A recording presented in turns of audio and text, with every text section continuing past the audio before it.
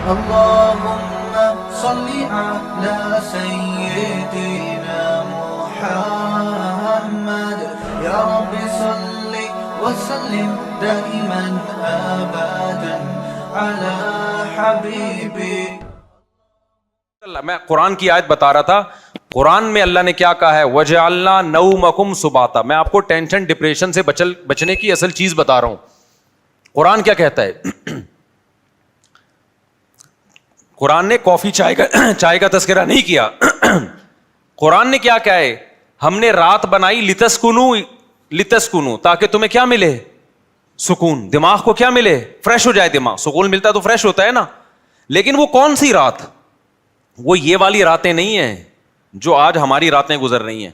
پوری رات موبائل پہ, پوری رات آپ فون پہ گپے مار رہے ہیں. اس رات کو اللہ نے سکون کے لیے نہیں بنایا. وہ رات بنائی ہے جس کے بارے میں قرآن کہتا ہے وَجَعَلْنَا نَوْمَكُمْ سُبَاتًا. 30ویں پارے کا پہلا رکوع. سب عربی میں کسے کہتے ہیں؟ کاٹنے کو. اللہ کہتے ہیں ہم نے تمہاری نیند کو کاٹنے کا ذریعہ بنایا. کینچی ہے یہ نیند. کیا مطلب کاٹنے کا؟ آپ کا جو اس دنیا سے کنیکشن ہے نا, جو تاریں گئی ہیں جہاں سے اس دنیا کے سگنل آپ کے دماغ میں آ رہے ہیں, نیند ان سگنل کو کیا کر دیتی ہے؟ اس تاروں کو کیا کر دیتی ہے؟ کاٹ دیتی ہے. دیکھو ایک آسان مثال سے بات سمجھاتا ہوں. انسان کے جسم کے ہر پارٹ کو آرام چاہیے کہ نہیں چاہیے؟ بولو. آرام کسے کہتے ہیں؟ آپ کی باڈی کا جو پارٹ کسی کام میں مشغول ہو تو کچھ وقت کے لیے اس سے وہ کام چھڑا دیا جائے, اس کو ریسٹ کہتے ہیں. اٹ از کالڈ, بولو نا, ریسٹ. مثال کے طور پر میں بول رہا ہوں, اب میرے گلے کا کام ہے بولنا. بولتے اگر میں کبھی خاموش ہی نہ ہوں تو مجھے گلے کو آرام دینے کے لیے کچھ وقت کے لیے کیا کرنا پڑے گا؟ خاموش رہنا پڑے گا. ایسا ہی ہے نا. تو گلے سے کام تھا بولنا, اس کا ریسٹ کیا ہے؟ اس سے بولنا آپ چھڑوا دیں تو کچھ وقت کے لیے سکون میں آ جائے گا, وہ دوبارہ بولنے کے قابل ہو جائے گا. کان کا کام کیا ہے؟ سننا. ہر وقت سنتے آدمی کہتا ہے بند کر یار اس کو, تھک جاتا ہے نا کان, یار تھوڑی دیر سکون کا ماحول چاہیے, کچھ نہیں سننا ہم نے. ٹانگوں کا کام کیا ہے؟ ابے بولو نا, چلنا. چلتے ایک وقت آتا ہے آپ کہتے ہیں یار بیٹھ جاؤ یار, کچھ دیر ریسٹ کر لو, لیٹ جاؤ, کچھ آرام دے دو. تو ٹانگوں سے چلنا چھڑوا دینا یہ ٹانگوں کا ریسٹ ہے. ایسے ہے یا نہیں ہے؟ جم میں آپ جاتے ہو, وزن اٹھا رہے ہو, 3 سیٹ لگا لیے, 4 سیٹ لگا لیے, اب نہیں اٹھا جا رہا تو آپ کا ٹرینر آپ کو کیا کہے گا؟ بھائی اب بازو کو تھوڑی دیر کیا دے دے؟ ریسٹ دے دے. جو کام میں مشغول تھا اس سے وہ کام چھڑوا دے. اب دیکھو یہ سارے کام جو ہماری باڈی کر رہی ہوتی ہے, ان کو چھوڑنے کا آرڈر دماغ دیتا ہے. دماغ کہتا ہے چلنا بند کر دو, دماغ کہتا ہے سننا بند کر دو, دماغ کہتا ہے بولنا بند کر دو. دماغ کا اپنا کام کیا ہے؟ دماغ کا ریسٹ کیسے ہوگا؟ دماغ کا کام ہے سوچنا. کیا خیال ہے بھائی؟ اگر آپ لوگ سوچ رہے ہو تو سمجھ میں آئے گا کہ دماغ کا کیا کام ہے؟ سوچنا. مجھے آپ بتاؤ دنیا میں کوئی مائی کا لال ایسا پیدا ہوا ہے جو دماغ کو کہہ کے سوچنا بند کر دے؟ دماغ کو آرڈر کون دے گا؟ ہائے ہائے ہائے, آپ چل رہے ہو, ٹانگوں کو کون آرڈر دے گا کہ رک جاؤ؟ اتنا تو میرا خیال ہے جنرل نالج کا سوال ہے, یہ تو کوئی معاشرتی علوم کا سوال نہیں پوچھا میں نے. ٹانگوں کو کون آرڈر دیتا ہے کہ رک جاؤ؟ دماغ آرڈر دیتا ہے, تبھی ہم بریک لگا لیتے ہیں. میں بول رہا ہوں بولتے تھک گیا تو میرے گلے کو کون آرڈر دے گا کہ رک جاؤ؟ دماغ آرڈر دے گا. اس سے پتا چلتا ہے آرڈر دینے والا ہمیشہ اس سے سپیریئر ہوتا ہے. آپ کی باڈی کا جو پارٹ ہے نا, کوئی بھی پارٹ, اس کو آرڈر دے گا بادشاہ. وہ کون ہے؟ وہ دماغ ہے. پھر یہ اس کی بات مانے گا, رک جائے گا. کیونکہ ہمارے ٹانگوں کے پاس سوچنے کے لیے دماغ نہیں ہے, وہ خود نہیں رکیں گی, ان کو آرڈر اوپر سے آئے گا. لیکن دماغ کو آرڈر کون دے گا کہ سوچنا بند کر دے؟ نہیں ہے بات. دماغ آرڈر نہیں دے سکتا. دماغ کے لیے کوئی اوپر کی چیز ہو جو دماغ کو آرڈر دے کہ سوچنا بند کر دے, کیونکہ دماغ جب اپنے آپ کو آرڈر دے گا کہ سوچنا بند کر دے تو اس کے لیے دماغ سوچے گا, تو سوچنے کا عمل کم نہیں ہوگا بلکہ سوچنے کا عمل بڑھ جائے گا. ابے کیسے سمجھاؤں, مجھے بتاؤ یار, کامن سینس کی بات کر رہا ہوں یا نہیں کر رہا؟ کافی پی کے آئے ہیں کہ نہیں آئے ہیں, مجھے یہ بات بتاؤ. اگر کافی کی عادت نہیں ہے نا, پھر بغیر پیے بھی دماغ فریش ہوگا. اگر عادت پڑ چکی ہے تو ایک ایک کپ آپ کو پلانا پڑے گا, اس کے بغیر کھوپڑی میں بات نہیں آئے گی. یہ نقصان ہے کافی کا. پھر بھی ہم کہتے ہیں پی لو, ہمیں بھی کبھی دماغ کھوپڑی کام نہیں کر رہی ہوتی, 2 چسکے ہم بھی لگا لیتے ہیں. ٹھیک ہے, پیدا تو اسی سوسائٹی میں ہوئے نا, فضائل نہیں بیان کرتے ہم. اچھا خیر, تو اب دماغ کا کام کیا ہے؟ دماغ کو سکون ایسے ملے گا سوچنا چھوڑ دے. اب آپ کیا کرو گے؟ اب آپ بیٹھ گئے, ٹانگوں کو آرڈر دیا رک جاؤ, ٹانگیں رک گئیں. کمر تھک گئی ہے بیٹھے بیٹھے, کمر کو آرڈر دیا بھائی لیٹ جا, لیٹ گئے بھائی. اب دماغ تھک گیا آپ کا, اب آپ دماغ کو آرڈر دے رہے ہو سوچنا بند کر دے. دماغ کا باپ بھی سوچنا بند نہیں کرے گا بلکہ اور سوچے گا. تبھی تو اوور تھنکنگ کی ایک بیماری ہے نا. لوگ کہتے ہیں ہم جب سونے کے لیے لیٹتے ہیں تو اس وقت تو بالکل ہی نیند اڑ جاتی ہے ہماری, ویسے چلتے پھرتے رہیں گے نیند آئے گی, بیٹھے ہوئے نیند آ رہی ہے, سونے کے لیے لیٹے اور نیند کے علاوہ اب سب کچھ آنا شروع, کیونکہ دماغ اب نیند کے بارے میں سوچنا شروع کر دیتا ہے کہ سو تو نہیں سویا, صبح دیر ہو جائے گی, دماغ خراب ہوگا, یہ ہوگا. اس سے نیند آنے کے بجائے کیا ہوتی ہے, اس ٹینشن سے نیند اور اڑتی ہے. سمجھ میں آ رہی ہے بات؟ تو اس کا حل اللہ نے کیا رکھا ہے؟ اللہ نے کہا یہ تمہارے بس میں نہیں ہے کہ تم سو جاؤ, کیونکہ تمہارے پاس جو سب سے پاورفل پارٹ ہے نا وہ دماغ ہے. اس دماغ کے کنٹرول میں نے تمہارے سارے پارٹ دے دیے ہیں. دماغ کس کے کنٹرول میں ہے؟ وہ میرے کنٹرول میں ہے. وہ کسی کا باپ بھی نہیں سلا سکتا جب تک میں نہیں چاہوں گا. لہذا تم نے کیا کرنا ہے؟ سونے کے اسباب اختیار کرنے ہیں. سونا تمہارے بس میں نہیں ہے. اسباب کے بتی بجھا دی, لیٹ گئے, سکون کا ماحول ہو گیا, پنکھا چلا دیا, یا نیند کی گولی کھا لی, بہت زیادہ ہو گیا تو یہی ہوگا نا. تو اس سے نیند کی گولی بھی آپ کو یاد رکھو سلاتی نہیں ہے. وہ کیا کرتی ہے, آپ کے جو پٹھے ہیں ان کو ریلیکس کر دے گی, خیالات کو مجتمع کر دے گی. نیند ڈاکٹر کہتے ہیں کہ نیند خود سے آتی ہے انسان کو, کوئی دوا نہیں لاتی نیند. دوا یہی ہے کہ وہ اسباب پیدا کر دیتی ہے, اس کے سکون کے اسباب پیدا کر دیتی ہے. لیکن دوا ڈائریکٹ نیند لانے والی اب تک کوئی دوا میری معلومات کے مطابق ایجاد نہیں ہوئی, جو ڈاکٹر کہتے ہیں. تو اب کیا ہوتا ہے؟ اب اللہ تعالیٰ بیچ میں آتے ہیں. اللہ تعالیٰ کہتے ہیں وَجَعَلْنَا نَوْمَكُمْ سُبَاتًا, تم اسباب اختیار کرتے ہو, لیٹ جاتے ہو. ہم کیا کرتے ہیں؟ تمہاری نیند, ایک کینچی لے کر آتے ہیں ہم, کیونکہ ہم جو سوچنا بند نہیں کر رہے نا, وجہ اس کی کہ ہمارے دماغ کا اس دنیا سے کنیکشن ہے. یہ کنیکشن جب تک ختم نہیں ہوگا اس وقت تک آپ سوچنا بند نہیں کر سکتے.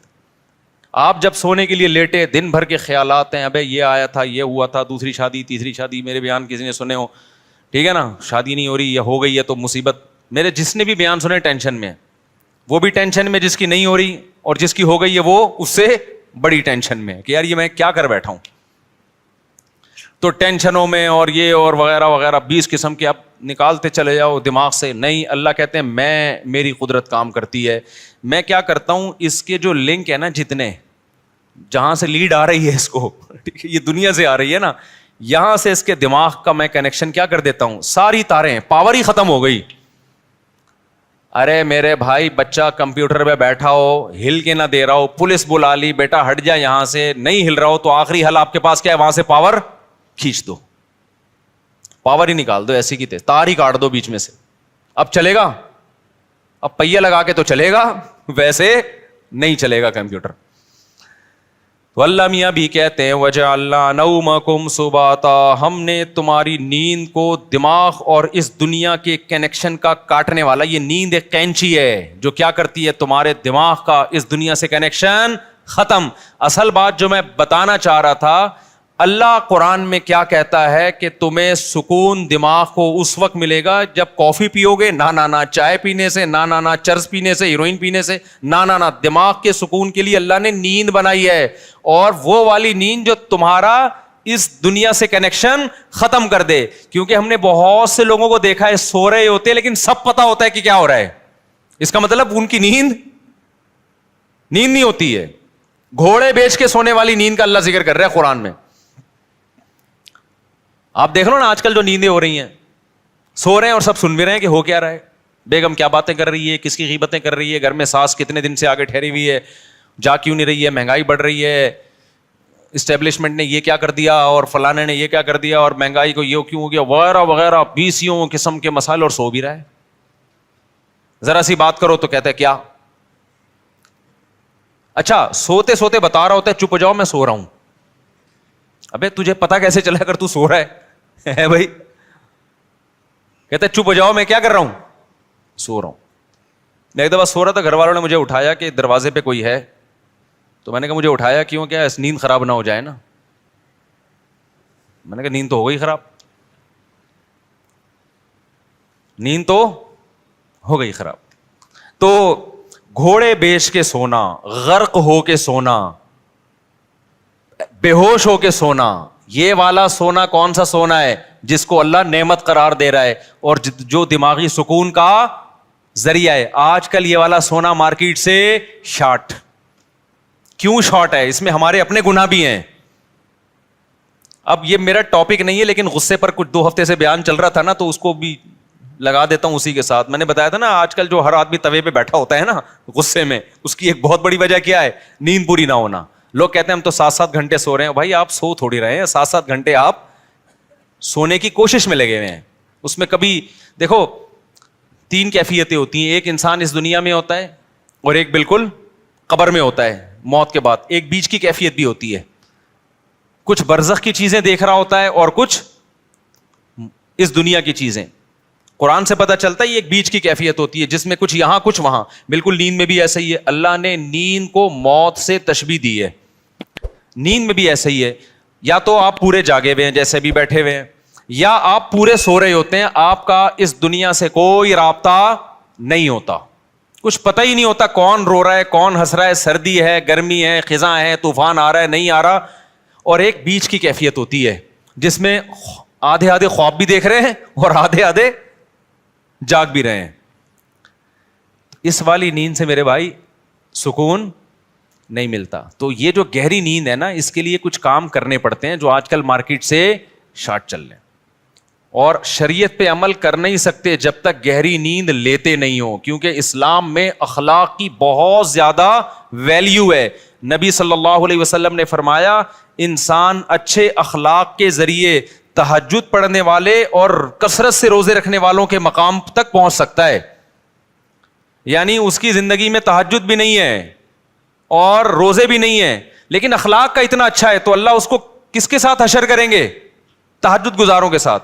اور حدیث میں آتا ہے کہ ایک تہجد گزار اور کثرت سے روزے رکھنے والا برے اخلاق کے ذریعے جہنم کا ایندھن بن سکتا ہے. حدیث کا مفہوم ہے.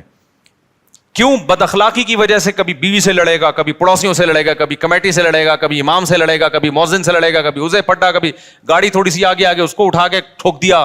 ٹھیک ہے نا, تو ساری نیکیاں اس کی کیا ہو رہی ہیں؟ ضائع. کیونکہ ہمیں حدیث سے پتہ چلتا ہے کہ جو شخص لوگوں پہ ظلم کرتا ہے قیامت کے دن اللہ بدلہ ایسے لیں گے کہ اس کی نیکیاں اٹھا کے اس کے پلڑے میں ڈالنا شروع کریں گے. حتیٰ کہ ایک گالی بھی ناحق دی نا کسی کو, تو اس کے بدلے میں بھی اس کی نیکی کہاں جا رہی ہے؟ وہاں جا رہی ہے. اور جب اس کی نیکیاں ختم ہو جائیں گی تو اللہ پھر کیا کریں گے؟ جس نے ظلم کیا ہوگا, بد اخلاقی کی ہوگی, اس کے گناہ اس کو دینا شروع کر دیں گے. میں سمجھا پا رہا ہوں اپنی بات؟ تو اس سے پتہ چلتا ہے بد اخلاقی, بدتمیزی, ہر وقت جلے کٹے رہنا, نیگیٹو سوچ رکھنا, یہ چیزیں اچھے اعمال کے باوجود انسان کو جہنم کا ایندھن بنا دیتی ہیں. اور خوش اخلاقی کے لیے جو میڈیکلی جو ہمارے لیے سب سے زیادہ امپورٹنٹ چیز ہے وہ کیا ہے؟ وہ گہری نیند. تو یہ ہمارے مذہب کا حصہ ہوئی کہ نہیں ہوئی ہے؟ اتنی زیادہ حدیث میں اہمیت ہے نیند کی کہ ایک صحابی آئے, انہوں نے عرض کیا کہ یا رسول اللہ میں ساری رات تہجد پڑھوں گا, کیونکہ اللہ نے آپ کی تو ساری خطائیں معاف کر دی ہیں, آپ تو رات کو آرام بھی کرتے ہیں, میں ساری رات تہجد پڑھوں گا, سوؤں گا نہیں.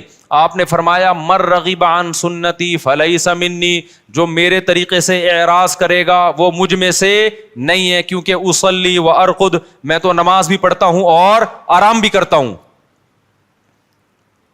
نبی کو معلوم تھا یہ ساری رات تہجد پڑھیں گے, نیند پوری نہیں ہوگی, تو پھر آگے نتیجہ کیا نکلے گا؟ آگے نتیجہ یہ نکلے گا کہ وہ تہجد بد اخلاقی کے ذریعے ضائع کریں گے. یہ سمجھتے ہو بات کو؟ تو میں جو نیند اتنا کر رہا ہوں نا, کوئی میڈیکل سائنس کا شعبہ ہی, لیکن میں اس کو اس لیے بیان کر رہا ہوں کہ اس کا مذہب سے بھائی بہت گہرا تعلق ہے. اصلی و ارقد حدیث میں آتا ہے میں تو نماز بھی پڑھتا ہوں اور آرام بھی کرتا ہوں. تم کون ہو بھائی جو نماز ہی پڑھتے رہتے ہو, آرام نہیں کرو گے رات کو؟ اور ہمارے نبی صلی اللہ علیہ وسلم کی نیند گہری تھی, اتنی گہری تھی کہ آپ صلی اللہ علیہ وسلم کے ہلکے سے خراٹے کی آواز بھی آتی تھی. جب انسان بہت تھک کے سوتا ہے اور گہری نیند سوتا ہے تو جن کو خراٹوں کی بیماری نہیں بھی ہے ان کے ہلکا ہلکا تیز سانس کی آواز آتی ہے.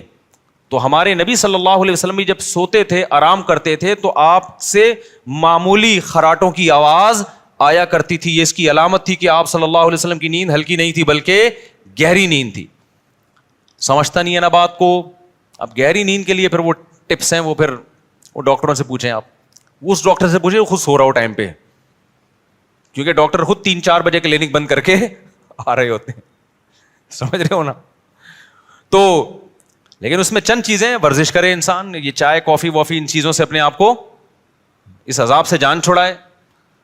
اور بہت ہی کچھ شوق ہے تو چائے پی لو, وہ بھی دن میں 2 کپ بہت زیادہ ہے, لیکن ثواب سمجھ کے وہ بھی نہ کرو. اور رات کو انسان جلدی سے, رات کو موبائل بند کر کے رکھ دے لاکر میں. موبائل جو ہے نا یہ رات کو دیکھو ہی نہیں, یہ بہت بڑی تباہی ہے. سو جاؤ رات کو, صبح 2 بجے 3 بجے اڑ جاؤ, اس کے بعد نماز پڑھو, تلاوت کرو, اللہ سے دعا مانگو, پھر موبائل دیکھ لو بیٹھ کے. بھائی کوئی مفید چیز اگر آپ نے دیکھنی ہے, کوئی جنرل نالج کی چیز دیکھنی ہے, کسی کا ولاگ دیکھنا ہے کہ میں بیت الخلاء میں بیٹھا ہوا ہوں کیسا لگ رہا ہوں, ٹھیک ہے نا, اس طرح بھی ولاگ بھی ایسے آ رہے ہیں کہ بس جو اٹرم پٹرم اٹھا کے ڈال دو. بس میں جا رہا ہوں, میں نانی کے جا رہا ہوں, میں خالہ کے جا رہا ہوں, میں پپو کے جا رہا ہوں. تو جا رہا ہے بھائی, تو ساری دنیا جاتی ہے, تو پہلی دفعہ تھوڑی جا رہا ہے. چلو کوئی دوسرے ملک میں جا کے ولاگ بنا رہا ہے, آپ نے وہ ملک دیکھا نہیں ہے, تو آپ کا یار بغیر ٹکٹ ویزے کے کنٹری دیکھنے کو مل رہا ہے, پھر بھی سمجھ میں آتا ہے. لیکن ایسے ولاگرز آ رہے ہیں, ان پہ تو مجھے تعجب اس لیے نہیں ہوتا کہ ان کو پیسہ مل رہا ہے نا, تعجب تو آپ پہ ہوتا ہے کہ یار آپ کے پاس اتنا ٹائم کہاں سے آ گیا. اور یہ بھی ایک بڑی بےغیرتی کی بات ہے, جس کا ولاگنگ کا چینل نہیں چل رہا نا, اپنی خوبصورت بیوی کو ادھورے لباس میں وہ لے آتا ہے. یار دیکھو, غیرت پہلے ہے, پیسہ بولو بعد میں. میں نہیں کہہ رہا کہ جو بھی عورت کو لے کر آ رہا ہے وہ گندی سوچ کا ہے, بری سوچ کا ہے, میں کسی پہ الزام نہیں لگا رہا, لیکن آپ کی بیوی اٹریکٹیو ہے, خوبصورت ہے, جوان ہے, اور ادھورے کپڑے میں آپ اس کو لا رہے ہیں, تو اس میں تو میرا خیال ہے کوئی 2 رائے نہیں ہو سکتی کہ آپ کی نیت کیا ہے. یہ ایسے لوگ ہیں, اگر یہ بیگم کو نکال دیں تو ان کے چینل دھڑام سے نیچے. اور یہ ٹھرکی عوام, انٹرنیٹ پر اتنا فحش مواد پڑا ہوا ہے, اس کو دیکھنے کے بجائے کہیں بھی ان کو کوئی چاہیے کہ اپنی بیگم کے ساتھ آ رہا ہو. بھائی وہ جو مواد ٹھرکیوں کے لیے رکھا ہے وہ بھی غلط ہے, لیکن جب اتنا ہے تو پھر چل کیسے رہے ہیں یہ ٹھرکی چیزیں. اس سے پتہ چلتا ہے کہ قوم کی ٹھرک اتنے عروج پہ پہنچی ہوئی ہے کہ سب کچھ دیکھنے کے بعد بھی جب ان کو پتہ چلتا ہے فلاں کی بیوی آئی ہوئی ہے, دیکھو اس کو لازمی, یہ ٹھرک کی سپرلیٹو ڈگری ہے. بھائی مسئلہ یہ ہے نا کہ نہیں چل رہا تو اپنی بیگم, خوبصورت سی بیگم ادھورے کپڑوں میں لے آئی, تو سوال پیدا ہوتا ہے بھائی جس نے ادھورے کپڑوں میں عورت دیکھنی ہے وہ فلمیں دیکھ لے گا جا کے, وہ ناچ گانے والی عورتیں دیکھ لے گا, تو وہ آپ کی بیگم کو کیوں دیکھے گا؟ لیکن نہیں, وہ بھی دیکھے گا. تو یہ ٹھرک, آپ یو کے سے آئے, آپ کو یہاں کا اندازہ ابھی نہیں ہے. یہ لندن چھوڑ کے پاکستان آ گئے, کہہ رہے بہت اچھا ملک ہے, یقیناً بہت اچھا ملک ہے بھائی, ان لوگوں سے ہم پھر بھی بہت اچھے ہیں. ان میں یہ چھچور پنا اس لیے نہیں ہے کہ وہ اس سے بڑی چیزوں کے عادی ہو چکے ہیں. ہمارے یہاں کے نائٹ کلب ولب نہیں ہے, تو یہ بیچارے کسی کی بیوی ادھورے کپڑوں میں دیکھ کے تھوڑا سا کیا ہو جاتے ہیں, خوش ہو جاتے ہیں. ان سے آپ کمپیئر نہیں کر سکتے, کیونکہ یہ نا بہت سے لوگ کہتے ہیں پاکستان میں فحش فلمیں سب سے زیادہ دیکھی جاتی ہیں. غلط ہے, نہیں دیکھنا چاہیے, لیکن اس کا یہ مطلب نہیں کہ وہ ہم سے اچھے ہیں. بناتے کون ہیں یہ فلمیں؟ وہ لوگ بناتے ہیں, تو بنانے والا زیادہ برا ہے, سمجھ رہے ہو؟ جس میں جو بالکل ہی حیا لیس ہو جائے گا وہ بنائے گا. پاکستانی کم از کم اس سے تو کم ٹھرکی ہے نا, بنا تو نہیں رہا اتنی. پھر بھی دیکھنا چھوڑ دو, ایسا نہ ہو کہ آپ بولیں گے چلو دیکھنے کی وہ پرمیشن, دیکھنا بھی غلط ہے, لیکن اس سے آپ جو دوسری قوموں سے کمپیئر کرتے ہیں نا پاکستانی کو کہ یہ بڑے ٹھرکی ہیں, ایسا بالکل بھی نہیں ہے. ان لوگوں سے وہ ٹھرک کی بہت اوپر لیول پہ پہنچے ہوئے ہیں, وہ یہ بد نظری جیسی چھچور پنے کو ٹائم ویسٹنگ سمجھتے ہیں, ٹھیک ہے نا. یہ پاکستان کے غریبوں کے کام ہے یہ کام. خیر, تو جلدی سے میں بات کو سمیٹوں, کہاں سے کہاں چلی گئی. تو میں یہ کہہ رہا تھا یہ تھوڑا سا کنٹرول کر لیں سونے وونے کو, تاکہ اوپر کی سیٹنگ کیا ہو جائے, سیٹ ہو جائے, اور یہ طلاقیں بھی کم ہو ہماری سوسائٹی میں, اور یہ مار دھاڑ کے واقعات بھی کم ہو, اور یہ جو یونیورسٹیوں میں ڈرگس چل رہا ہے, چرس, آئس, یہ سب چیزیں سکون کے لیے لے رہے ہیں لوگ, لیکن اس سے سکون آنے کے بجائے تباہ اور برباد ہو رہا ہے. دیکھو مذہب خدا کی قسم بہت بڑی نعمت ہے. مذہب آپ کے پاس آپشن چھوڑ دیتا ہے سوچنے کا. شرابی شراب کیوں پیتا ہے, وہ کہتے ہیں اس میں کیا خرابی ہے, وہ بحث کرے گا, کچھ لوگ بتائیں گے کہ یہ فائدہ مند چیز ہے, کچھ کہیں گے نقصان دہ چیز ہے, تو وہ اپنی دماغ استعمال کر کے پلس مائنس کر کے ایک فیصلہ کر کے کچھ چھوڑ دیں گے, کچھ پینا شروع کر دیں گے. جو پینا شروع کرتے ہیں سوسائٹی کو کتنا نقصان ہوتا ہے. مذہبی آدمی کے پاس یہ آپشن ہے ہی نہیں, اس کے پاس 2 اور 2 4 کی طرح ہے کہ انما الخمر والمیسر والانصاب والازلام, اے ایمان والو شراب اور جوا کیا ہے, حرام ہے. بس جب حرام ہو گئی تو اب ہمارے پاس آپشن ہی نہیں ہے نا سوچنے کا کہ یہ صحیح ہے کہ غلط ہے. بس غلط ہے, جب اللہ نے کیا دیا غلط ہے تو کیا ہے, غلط ہے یہ. اب دیکھو جو لبرل طبقہ ہے ان میں پردہ ختم ہوتا جا رہا ہے. اپنی بیویوں کو دوسرے کی بیویوں سے, دوسرے دوستوں سے ملانا, دوست کی بیوی آپ کی بیوی سے, آپ کی بیوی اس کے دوست سے, کزنیں آپس میں مل رہی ہیں, اکٹھے ڈانس بھی کر رہے ہیں. وجہ کیا ہے کہ وہ یہ بحث کرتے ہیں کہ اس میں غلط کیا ہے. بھائی اگر کزن نے کزن کے سامنے ڈانس کر لیا, بہنوں کی طرح ہی ہے نا, ہم لوگ کوئی ہماری نظریں خراب تھوڑی ہیں. اس سے آہستہ آہستہ سوسائٹی کس کی طرف جا رہی ہے, تباہی کی طرف. زنا کے واقعات, گھروں سے بھاگنے کے واقعات, ماں باپ کے ساتھ بدتمیزی, جس لڑکی میں حیا نکل گئی ابا اماں کے ساتھ تمیز سے بات اب وہ کبھی بھی نہیں کر سکتی. لیکن مذہبی لوگوں کے پاس اللہ کی کتنی بڑی رحمت کہ ان کے پاس یہ سوچنے کا آپشن بولو نہیں. کیوں آپشن؟ بھائی بیوی کو آپ نے دوست سے پردہ کرانا ہے, ختم. یہ کس کا حکم ہے؟ ہم تھوڑی کہہ رہے ہیں دوست کی نظریں خراب ہیں, ہو سکتا ہے اس کی نظر آپ سے زیادہ اچھی ہو, وہ نہ بری نظر سے دیکھے, لیکن یہ آپشن ہمارے پاس اللہ میاں نے کیا کر دیا ہے, بھائی جوان بیوی ہے تو آپ کو اپنے دوست سے اس سے پردہ بولو کرانا ہے, ختم. میرے سارے گھر والے میرے بھائیوں سے پردہ کرتے ہیں الحمدللہ, ہماری بھابھی ہم سے پردہ کرتی ہیں, ہم سب جوائنٹ فیملی میں اکٹھے رہے ہیں. ہم لوگ 4 بھائی تھے اور میری والدہ کی 6 بہویں تھیں, یہ بھی ایک پہیلی تھی. حالانکہ 4 بھائی میں بہویں کتنی ہوتی ہیں, 4 بہو, اس وقت 6 بہو. اگر ابھی والدہ زندہ ہوتی تو ایک کیلکولیٹر خریدنا پڑتا ان کو بہوؤں کو گننے کے لیے. خیر, تو ہم ایک گھر میں رہے ہیں اور 4 بھائی اور والدہ کی بہویں کتنی, 6 بہویں. تو سب والدہ کی سب بہویں دیوروں سے جیٹھوں سے پردہ کرتی تھیں. یہ جو لوگ کہتے ہیں نا جوائنٹ فیملی میں پردہ ممکن نہیں ہے, یہ میں نہیں مانتا. ہم نے تو کر کے دیکھا ہے بھائی اپنے گھروں میں الحمدللہ. لیکن ہم نے دیکھا ہے کہ بہت سی لڑکیاں جب دیور سے یا جیٹ سے پردہ کرتی ہیں تو بڑا مسئلہ گھر میں یہ کھڑا ہوتا ہے کہ دیور یا جیٹ کہتا ہے کہ کیا میں تمہیں برا آدمی نظر آتا ہوں جو مجھ سے پردہ کر کے بیٹھ گئی ہو. میں سمجھا پا رہا ہوں اپنی بات؟ ہماری نظریں کیا خراب ہیں؟ ہمیں باہر دیکھنے کے لیے بہت ساری عورتیں جو آپ پردہ کر کے بیٹھ گئی, ہمیں پتہ نہیں کیا سمجھ رہی ہو. یہ جب بحث گھر میں شروع ہوگی تو آپ پردے کا ماحول نہیں بنا سکتے.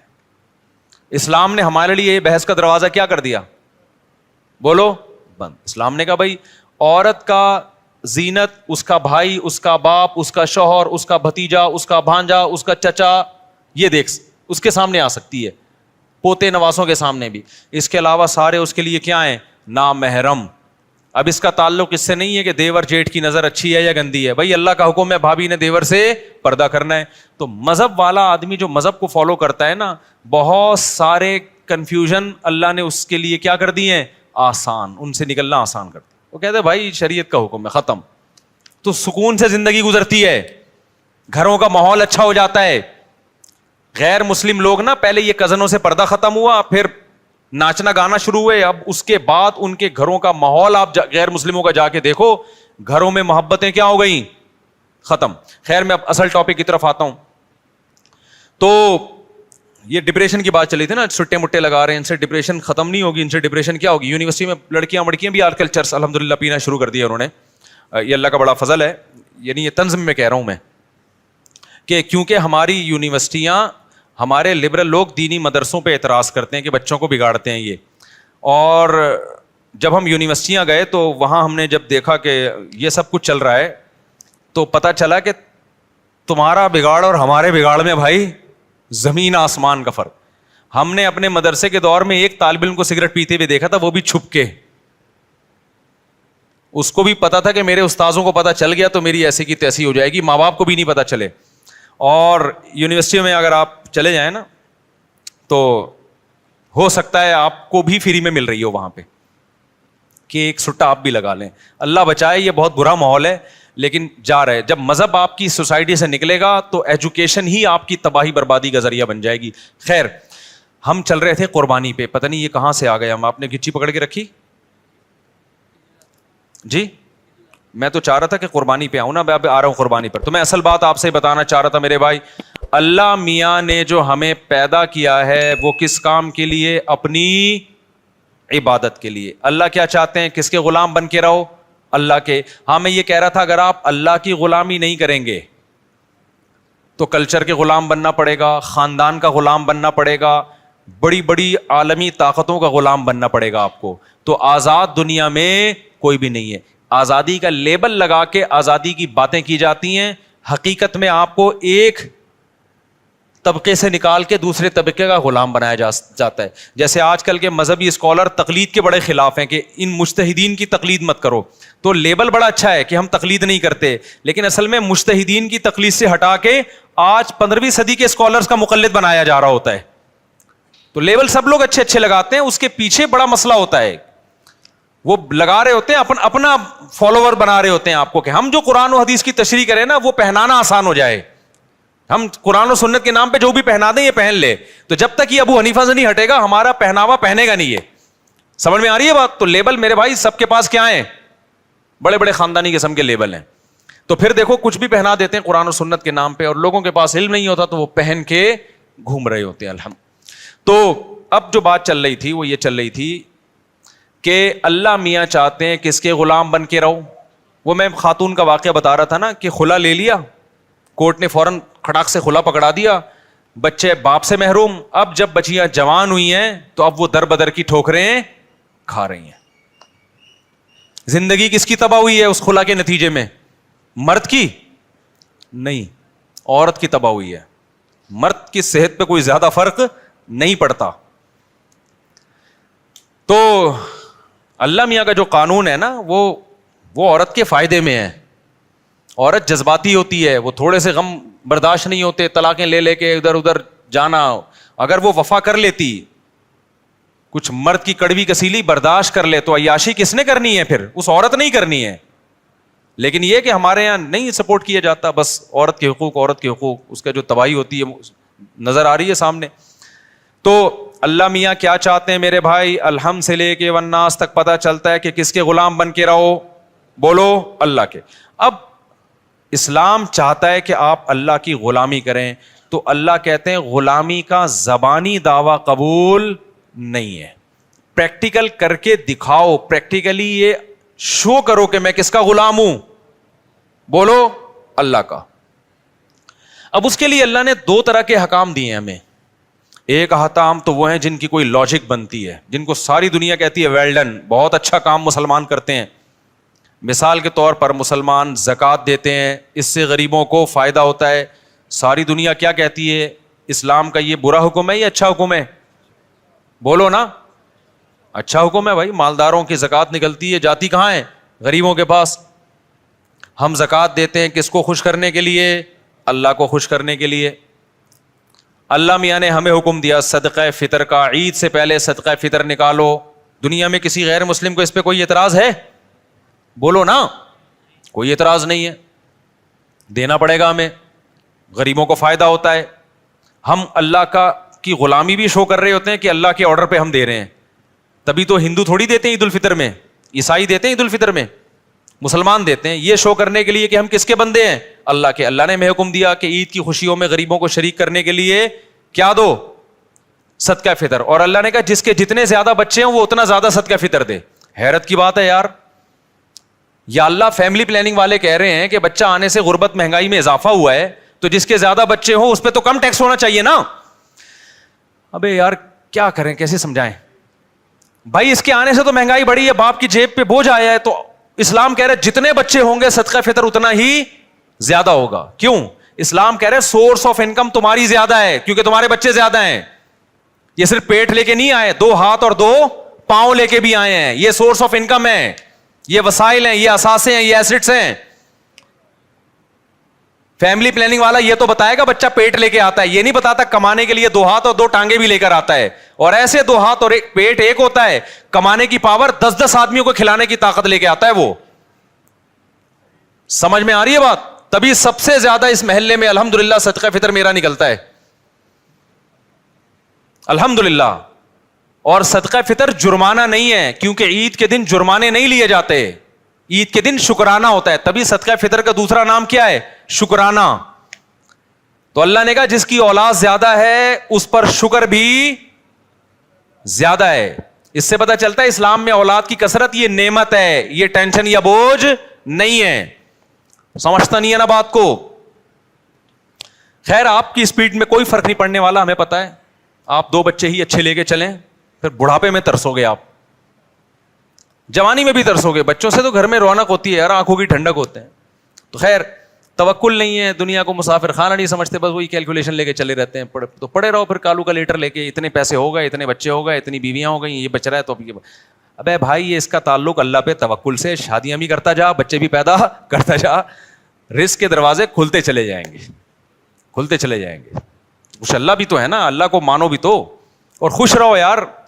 غربت بھی ہے تو کیا ہے, بیسک ضرورتیں الحمدللہ پوری ہوتی رہیں گی. بہت زیادہ ہو گیا نا تو ٹماٹر بیچو گے, یہی ہوگا نا.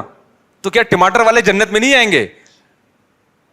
کیوں اپنے آپ کو یہ اتنا فن خان بنا لیا ہے کہ جی میں سفید کالر اور کالر اونچے کر کے میں کیوں ٹماٹر؟ بھائی ٹماٹر والے بھی تو ہوتے ہیں. اللہ اس کی اللہ تعالیٰ بچائے گا انشاءاللہ, اللہ مدد کرتا ہے. لیکن ایک مثال دے رہا ہوں میں تو خیر.